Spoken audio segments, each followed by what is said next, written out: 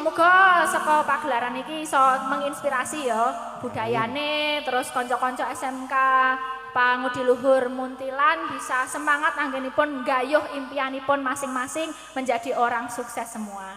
Amin. Insyaallah menjang saged pinanggih malih wonten sanes wedal Mas Nggih, Gading. Mbak Tanti, Pinaringan Mbak sehat Elisa. sedayanipun. Amin amin amin. Matur sembah nuwun Mbak Tatin, Mbak Elisa. No, piye, Pak? Iki dicukupke sik le gegojekan mengko diteruske ning gara-gara. Yo. Saya arep kepiye? Weh, lah ya iki nonton budalan. Kurawa budal kae wis siap-siap ke mosok ora ditonton. Ayo Mak tak derekke.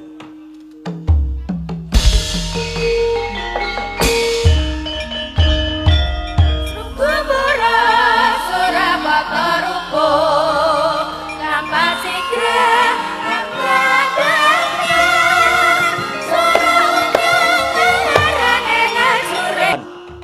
Angusap konangkuku Pancanaka ning setake sabuke Gyot mangkah ambabat Wonomarta Andungkarsra ageng-ageng ngrusak gumbul amukah gawa angrebaken mandira geng gumuruh swaraning candraning ati bisa mbubrahke sisining wana.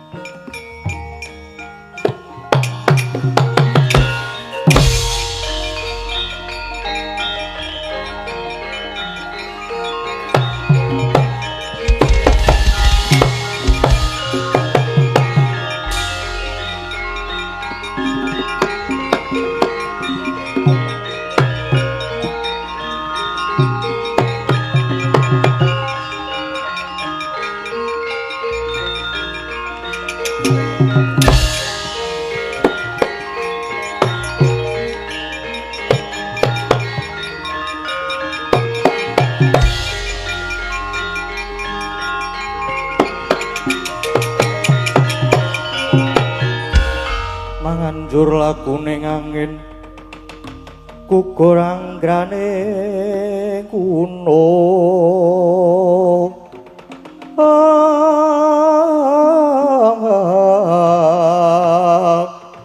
Kura-kura neta kakiri-kiri wah aku dadi ngumun jroning aku babat Wonomarda iki kayon-kayon padha rubuh kewan-kewan saisining wana uga padha mlayu mergo wedi yen kembukan wit utawa ketiban watu. Wah, lako iki ana wujude munyuk. Gedene mung sak lengen malah mung klekaran bantalan watu. Wah, kethek. Yen pancen kuwi bisa tata jalma. Lan duwe jeneng kowe sapa? Aduh, Raden. Keparanging dewa nadyan kula wujuding wanara. Nanging kula saged tata jalma dene nami kula pun Senggana. Kowe Senggana. Wah, aku Bratasena. Senggana, kowe kok malah klekaran ana kene. Monggo kewan-kewan padha mlayu, Raden. Mugi kawuningan nadyan wujud kula wanara nanging kula nggadahi cacat boten saged mlampah kula lumpuh, Raden. Wah, kowe lumpuh inggih. Pramila kula ikhlas menawi krubuhan kayon kowe ikhlas nanging aku sing kedusan. Wah, mergo aku sing babati alas iki tegese aku sing wis njalari. Mula aja nganti kedadean kowe saiki lunga wae saka papan kene. Aja nganti kasempyok duh, Raden. Lajeng anggen kula badhe kisah kados pundi? Wong nyatanipun kula lumpuh kados ngaten menika. Yen pancen mengkono, saiki kowe bakal tak tulungi. Bakal tak uncalke nanging tak gawe bisa tiba papan kok nempuk pamriye aja nganti lara awakmu. Waduh, matur nuwun Raden. Syukur yen Raden kersa paring pitulungan dhateng kula yen monggo kula aturi muncalaken Raden. Yo.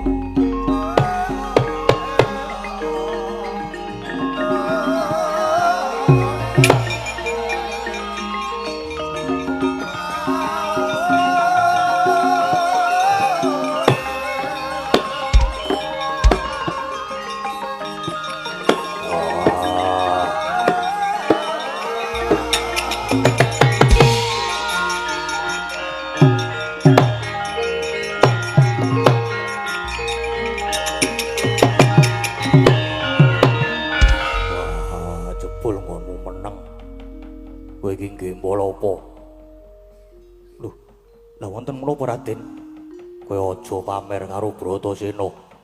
Wah, ing ngatasé munyuk sak lengen wae tak junjung. Aku ora kuat, mongko wit sak prangkul rong prangkul tak jebol nganggo tangan siji wae aku kuat. Wah, kowe aja pasang walat wae Raden.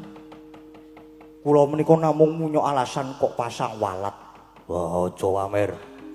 Apa rumangsane munyuk sing digdaya kuwi mung kowe dhewe. Wah, aku ya duwe sedulur wujude kethek putih jenenge Anoman. Wah, kowe tak kandhake dulurku Anoman mesti kowe bakal kewirangan. Anoman mesti luwih ampuh lah adalah adikku di Yai Bratasena.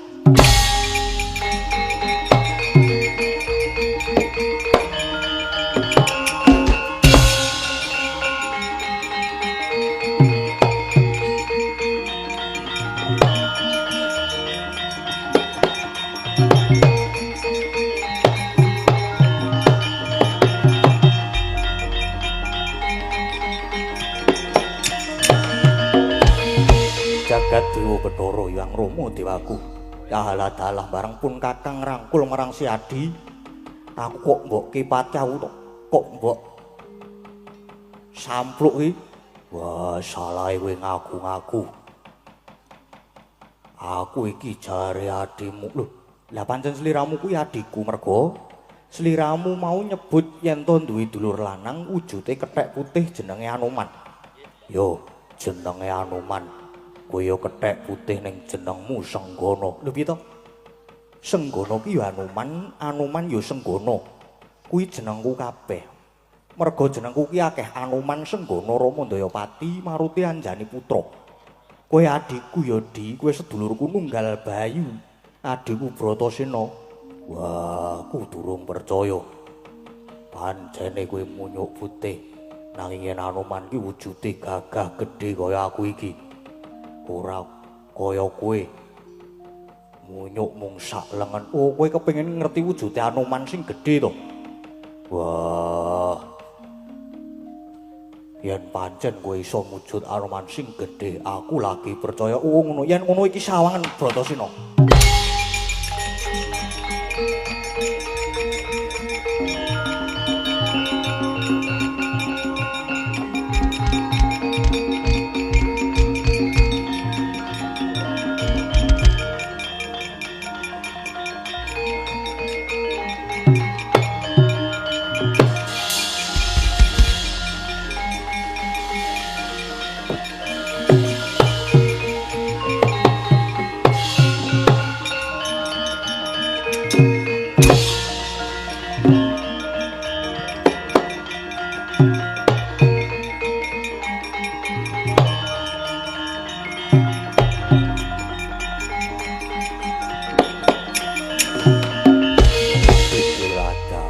Bratasena sawangen.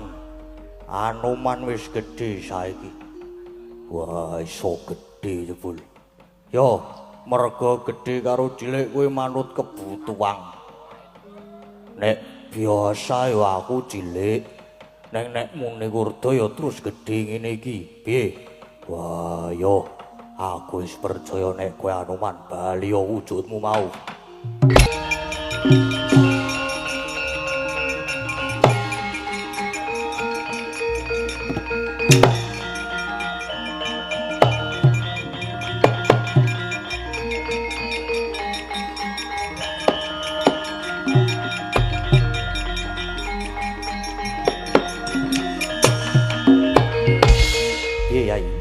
Wis percaya to nek aku ki Anoman ya kakangmu? Yo, aku wis percaya. Saiki gage kowe lunga. Lho. Kok lunga piye agewe ketemu kok kon lunga? Mergo aku lagi ana pakaryan. Babati Wonomarta iki. Di, pancene aku sengaja ngadang ning kene iki. Mergo aku ngeman karo si Adya Mbok Bacut ki ya Di, mergo alas iki alas gawat kaliwat angker wingit kepati aja mbok bacut ki ya Di Bratasena. Wah, perkara bungah susah tak sandangi Dewi Sumingkira. Kowe ora usah melu-melu perkara iki tak babatani Dewi alas iki.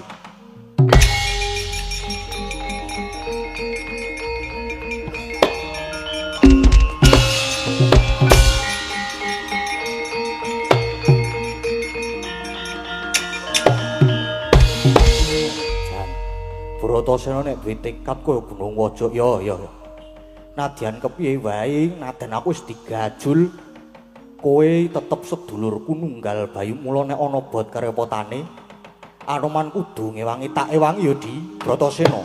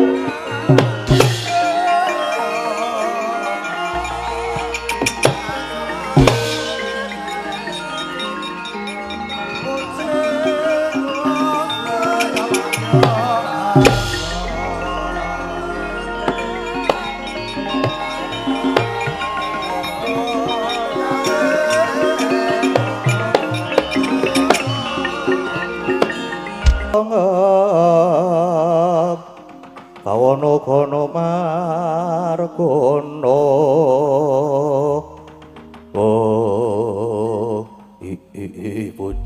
bujleng iblis lanat padha jek-jekan. Oh ladalah. Lah kok dadi negara Martani iki geger kaya ngene iki ora karuan. Beteng-beteng baluwerti padha rubuh. Inggih Regyanawati. Menika malah kathah para wadya ingkang sami krubuhan beteng kados pundi menika? Wangune iki ana titah ingkang salah gawe wani mlebu kene. Sing sejatine beteng-beteng padha rubuh. Kuwi dikira wit balwerti kuwi. Mbok menawa dikira wujute watu. Merga iki pancen negara kajiman. Wah, cetha ana manungsa sing salah gawe. Wadya bala kajiman kabeh wae. Mara gage prapekana manungsa salah gawe iki. Ngesuake dawuh ayo kanca budal-budal.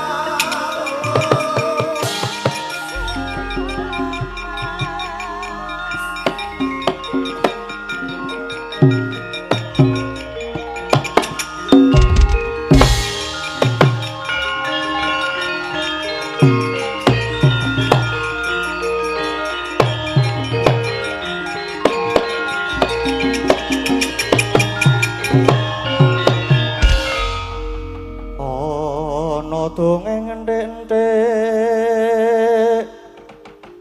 si panunggal paten nono panunggul apa dosane dosa ngungkuli sama aja tindak kualat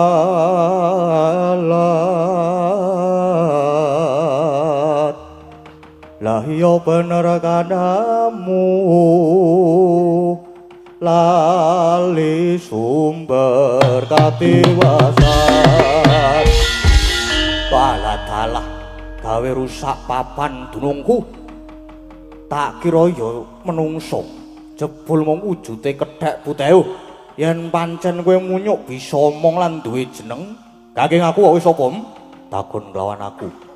Anoman ya senggono balik takon kowe sapa? Wah, iso ngomong tenan.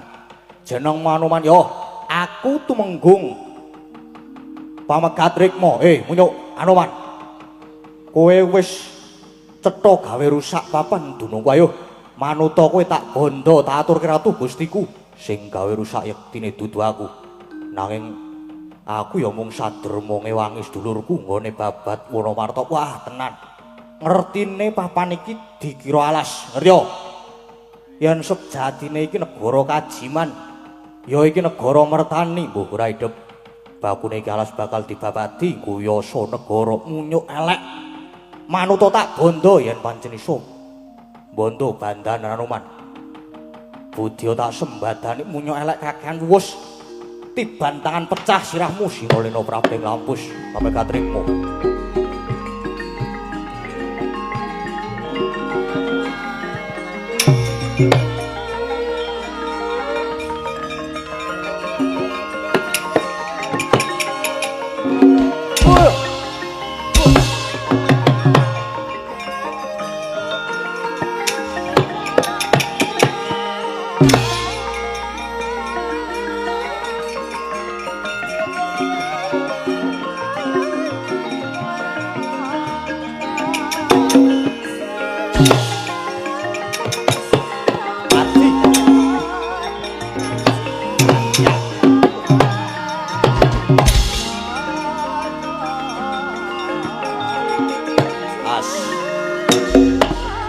Ambako iki sing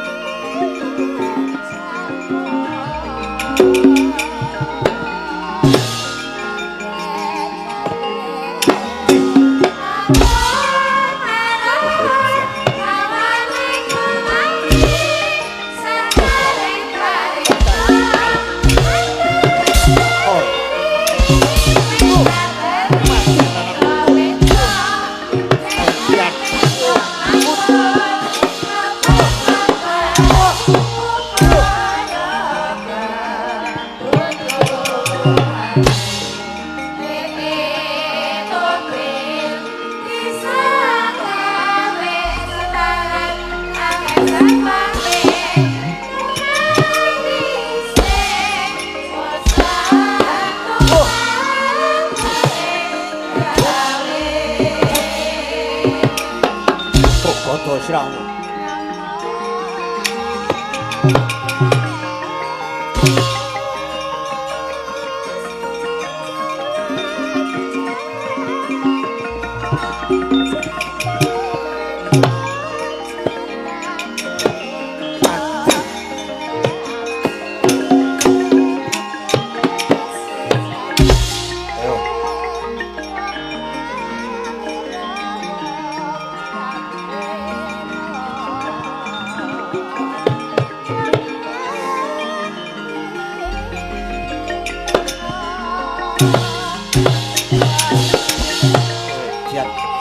Yo.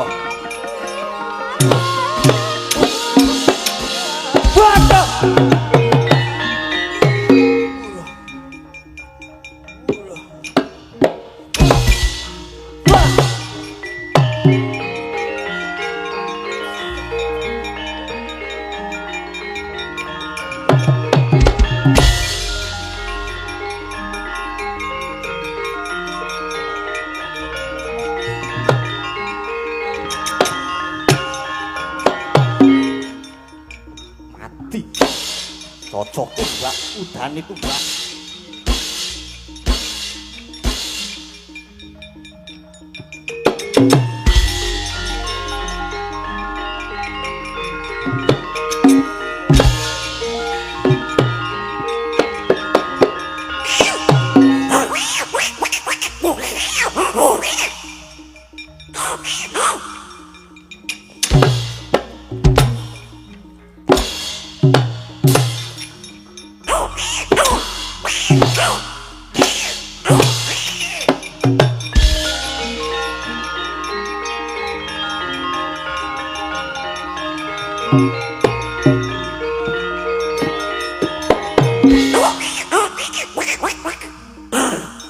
Edian.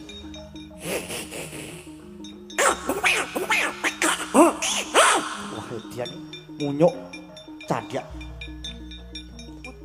Edian. Iya.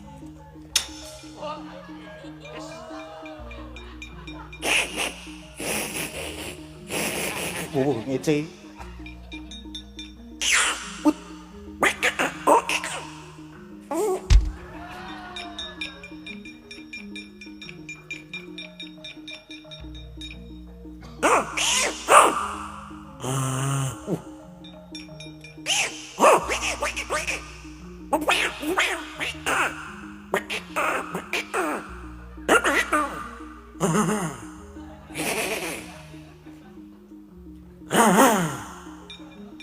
Blayer kok ya. Cantik. Diar kowe.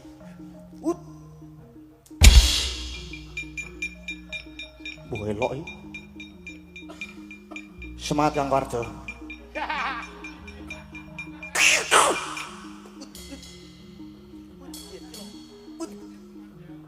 Oh, kose.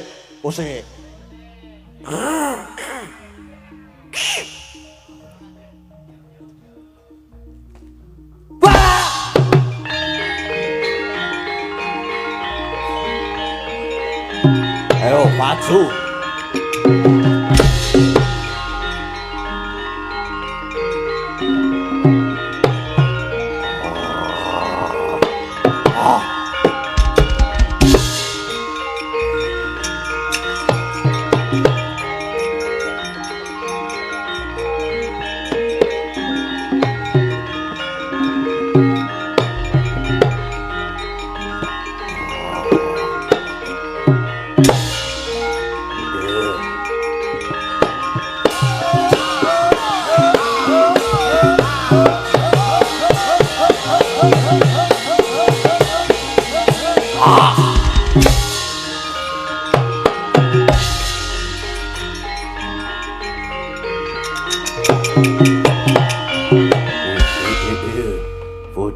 Bujleng iblis lanat padha cek-cekan. Oh ladalah. Iki menungso sing salah gawe. Wani ngrusak negaraku. Wong gagah gedhe wis sapa? Aku Bratasena. Wah, kowe sapa patih sapu jagat? Bratasena Naparan. Kowe sing wis wani gawe rusak negaraku. Ayo manut tak bondo tak krincung sikilmu. Aja tak bupak mencelati kamu.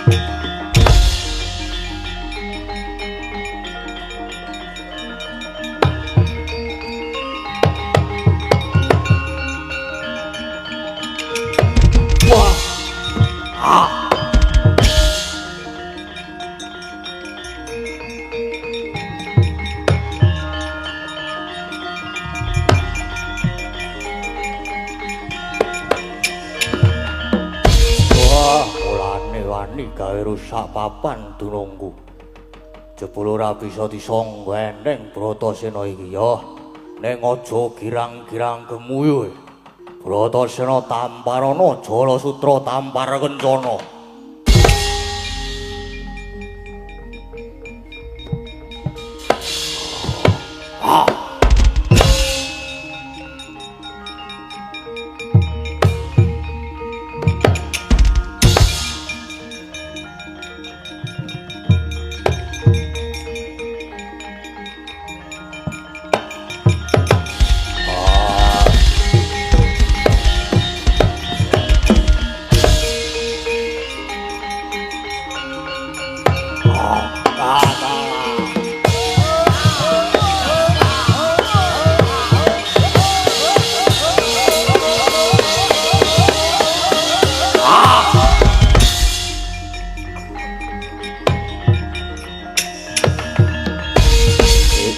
Ayo kena daya kemandhenku Jala Sutra Tampar Kencana nglumpruk tanpa daya nganti bosok madya ning kono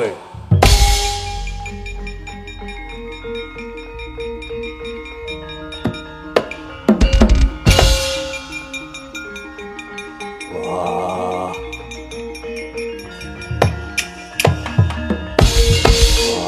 aku iki kena dayane opo Wah, aku ora iso mubah, ora iso musik. Aku ora iso nglawat. Wah. Ibu Gundi, punta kakangku Permati. Wah, kembar aku susulen. Aku tulung ana.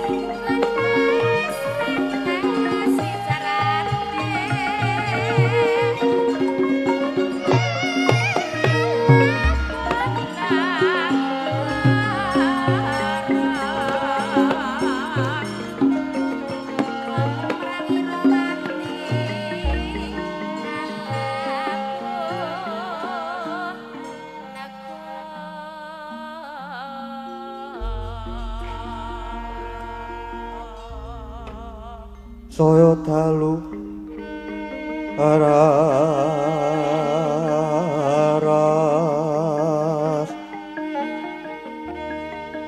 apyara sorot lintang ganggu medhap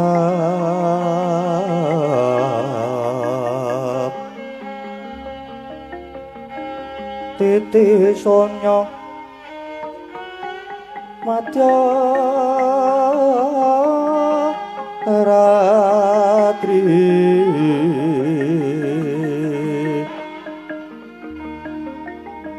lumrang kandaning pos pita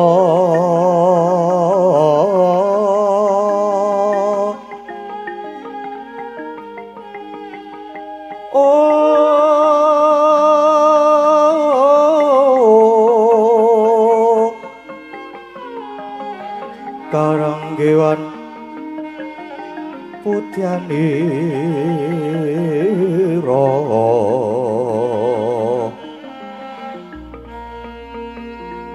sang Twijawara brengeng lira swaraning madu pranta manungsung sarining ngembang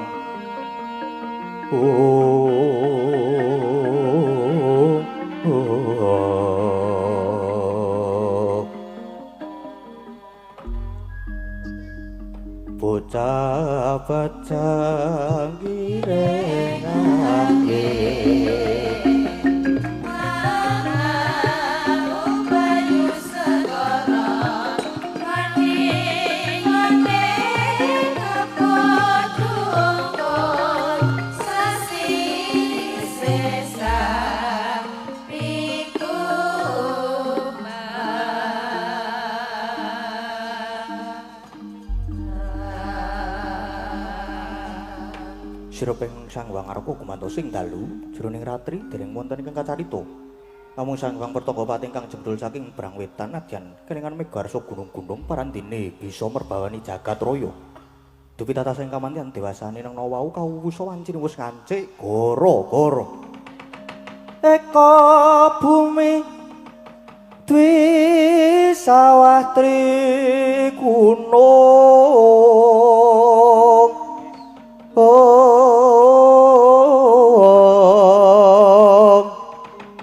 catur samudra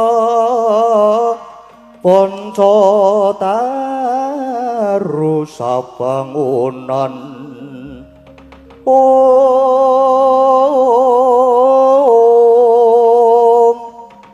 Sabda Pandita Asta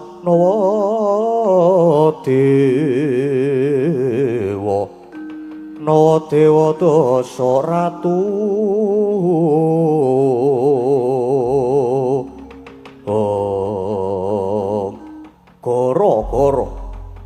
Goro goreng jagating pakliran saiki amung ngurmati mijilira parapat punakawan kelurah Semar Garing Petruk semono kelurah Bagong ingkang samya gegojekan madyaning ngara romba alon arire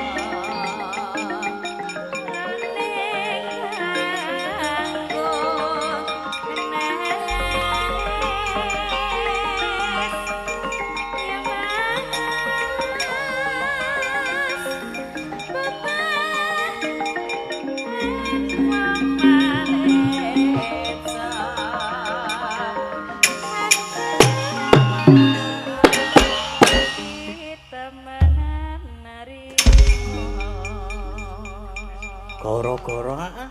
Gara-gara. Gara-gara. Heeh. Soan ngendi iki, Gong? Soan ning SMK PL. PL ki apa? Pangudi Luhur. Muntilan Magelang Jawa Tengah. Ya. Mau visi misine kelingan apa ora, Gong? Lah aku mau turu ae. Ora pati gatekke. Ayo diwaca meneh. Coba diwaca nek nyata wong pinter ki diwaca. Heeh. Visine ki menghasilkan lulusan yang berkarakter baik, berkompeten, unggul dan terdepan di tingkat global. Aja kaya aku. Aja. Oke, kuliah untuk dhewe aku. Ora apa-apa, Gong. Asal seru-seru nek omongan.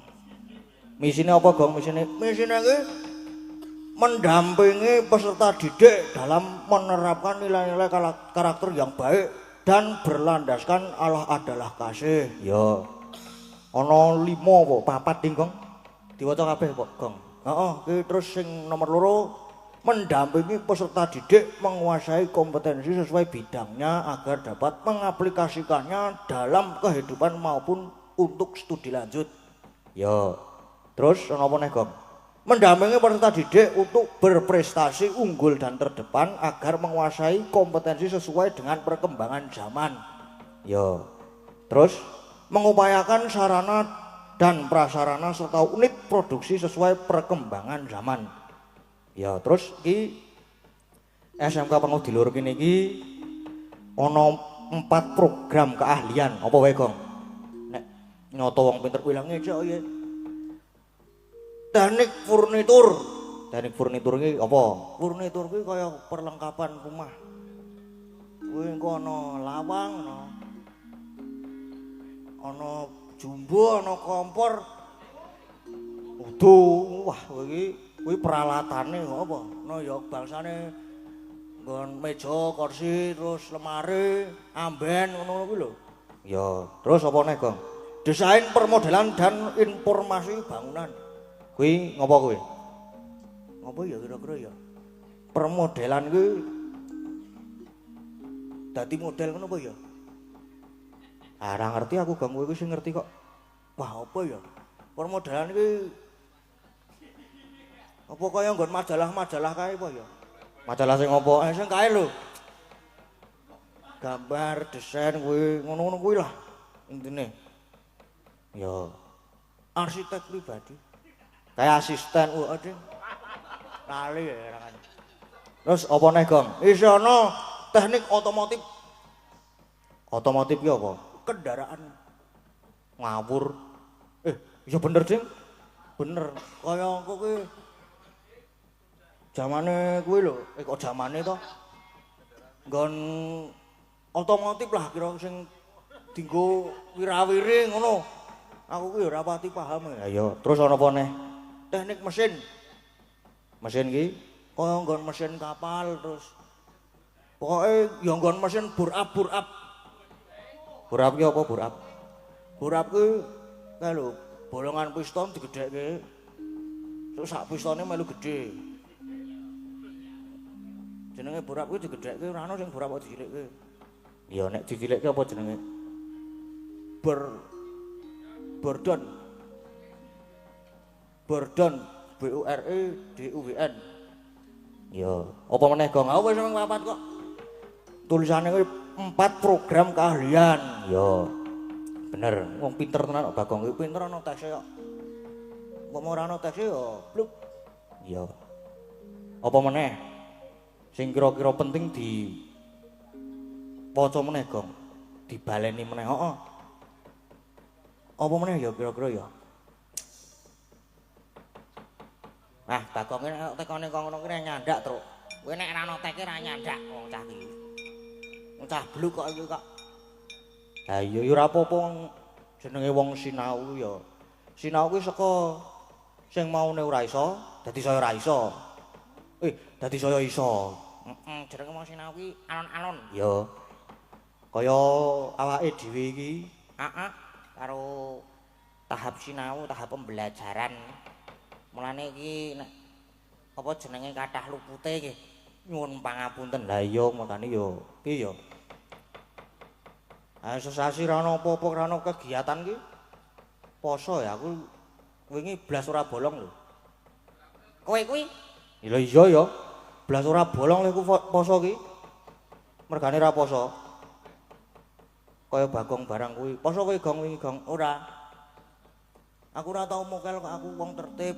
Ning ora tau poso mingan. Gelut yo Gong yo. Ngopo kowe kok temperatur? Temperamen. Sekarang kowe mau menyang rene iki sak mobil wong-wongan cengok kabeh. Tenan kan. Nang mobil iki wis unek-unekan wong-wongan cengok. Mengono-ngono kuwi supaya aja tekan kene iki yo ngomongke cengok kuwi ra ono entekne. Iya. Ya ora apa-apa kaya ngono kuwi. Besok didoi Gong ngono kuwi Gong, rasa disrawungi Gong. Aja lah. Aja kowe arsitek apa jenenge? Mester. Aja pokoke kono kuwi tetep disrawungi, dijupuk sing elek, dibuang sing becik. Dijupuk sing becik, dibuang sing elek. Aku kuwi pirang-pirang dina ora ketemu wong-wongan cengok kuwi terus gering seminggu aku. Tenan iki jebul tambahane wong gering iki ketemu wong-wongan cengok lho. Iya, ya kuwi jenenge wong lara kuwi nek ora mari-mari kuwi menurutku ki sugesti. Alah sugesti apa to? Aku kuwi bersugesti nek aku sesuk sehat, sesuk iso beraktivitas. Ya tetep lara ki seminggu kuwi. Lah lara apa to, Gong? Lambung. Lambunge munggah tekan paru-paru. Ning saiki wis mari wis sehat. Bare wayangan rudal ki terus sehat walafiat aku. Ya. Aku kuwi kesepian lara aku kuwi. Aku wonge ora iso kesepian aku.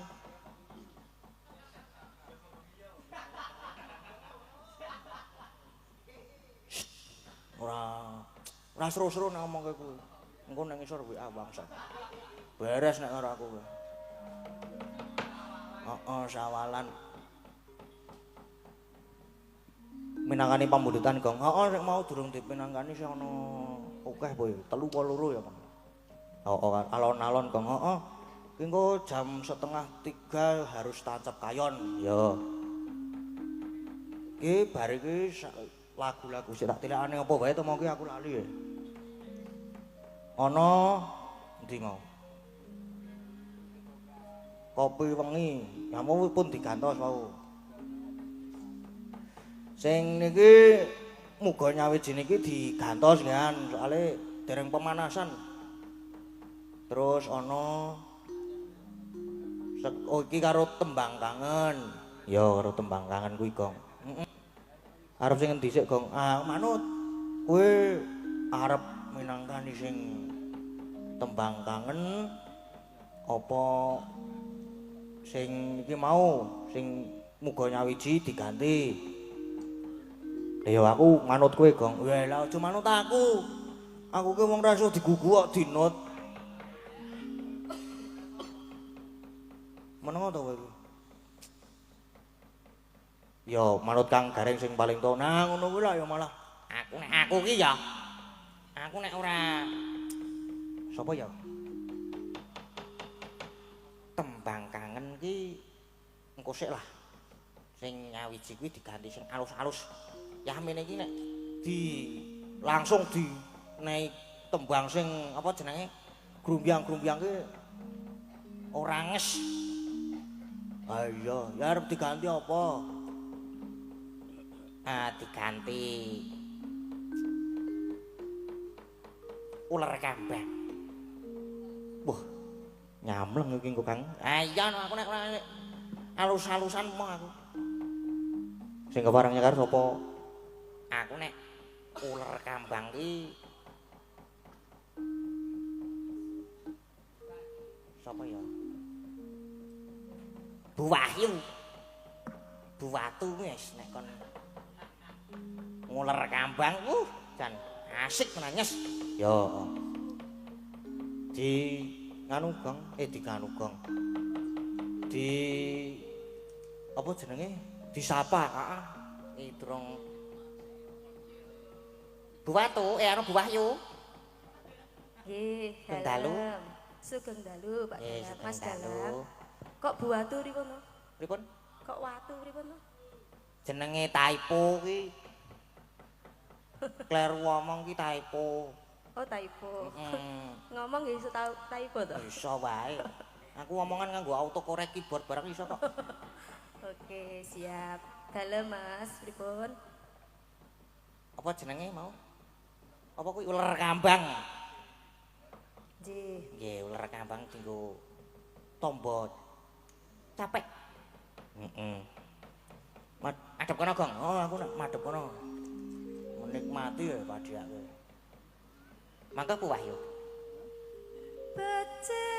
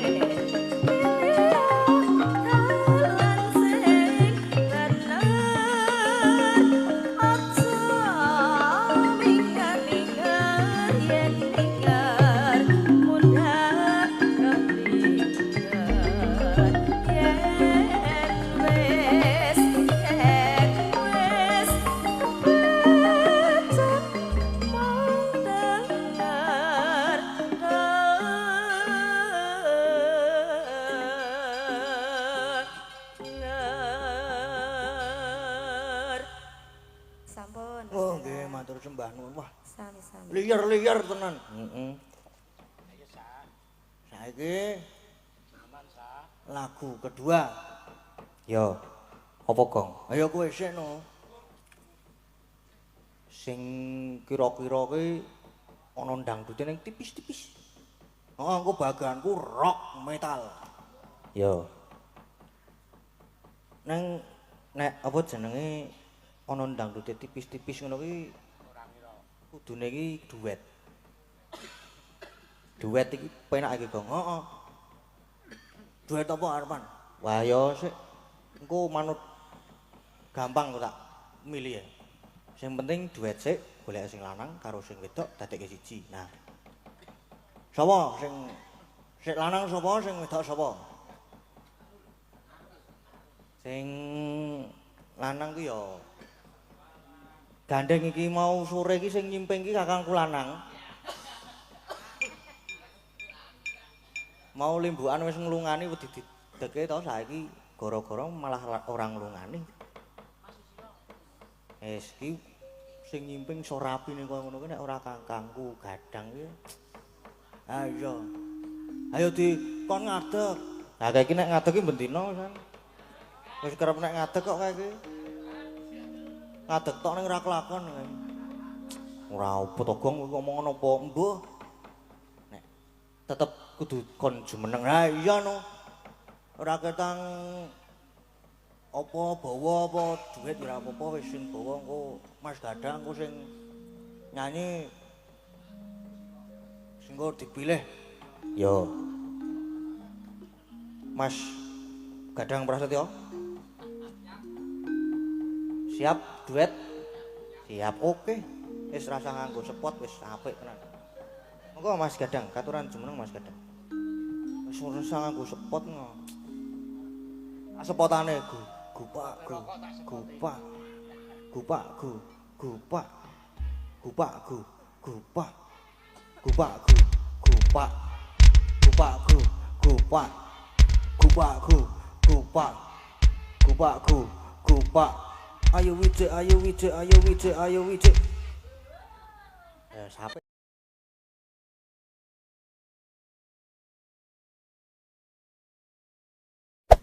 Hey there. Subscribe to my channel. And also press this bell icon.